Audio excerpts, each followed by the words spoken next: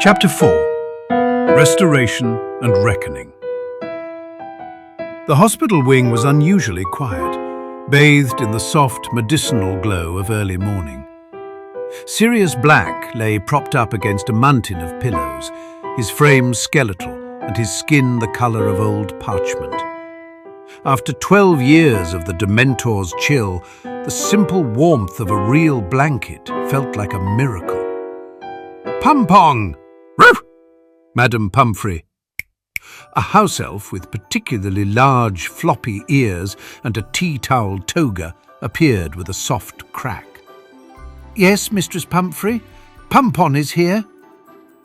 The restorative tray, Pumpon, now, and don't forget the supplements. The elf vanished and reappeared moments later, balancing a silver tray laden with thick beef broth and several steaming crystal vials. Mistress, Professor Snapey is asking Pumpon if more potions is to be being here tonight, or is that being all? Sirius paused, a spoonful of broth halfway to his lips.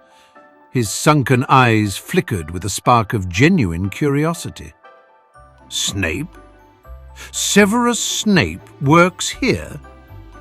In his youth, the name would have provoked a sneer or a biting remark, but today Sirius was simply too exhausted and too relieved to harbour the old weight of a schoolboy grudge.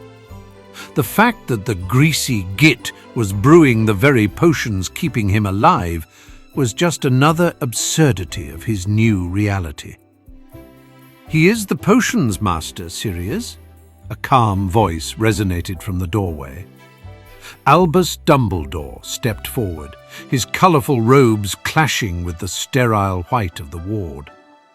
Madam Pumphrey fussed over Sirius, uncorking the vials. Drink these.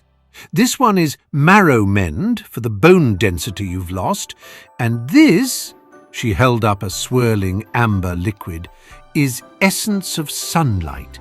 It's a slow-release draught to combat the long-term effects of Dementor exposure.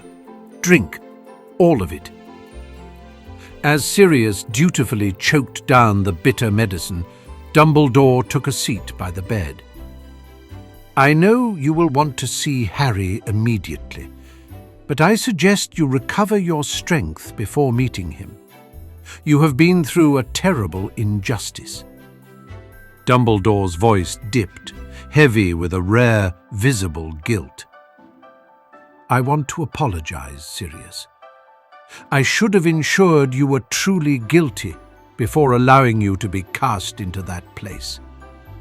I failed you, and I failed the Potters. Sirius looked away, his throat tight.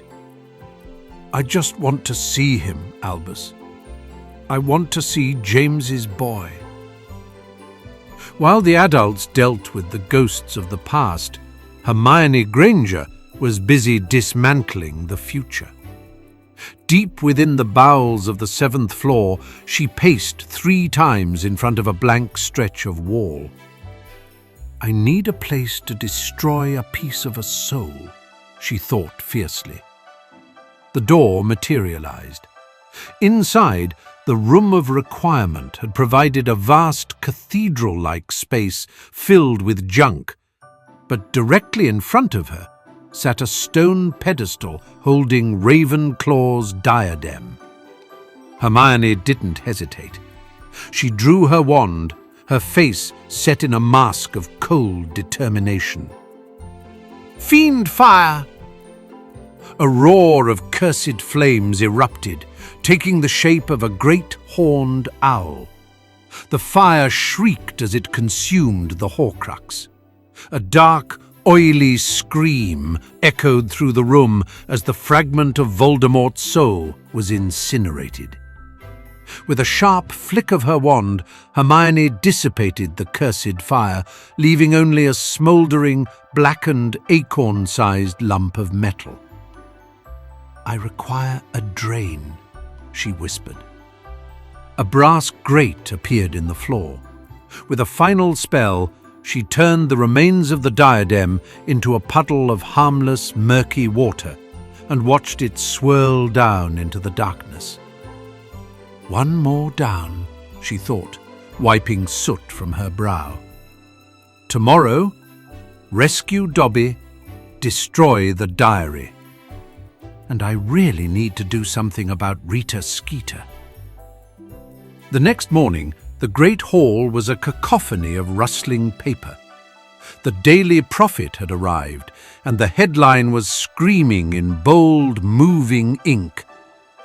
"Innocent man freed, the rat among the lions." Harry sat frozen, his porridge forgotten. His eyes scanned the article. Sirius Black, godfather, falsely accused, Peter Pettigrew. "Blimey!"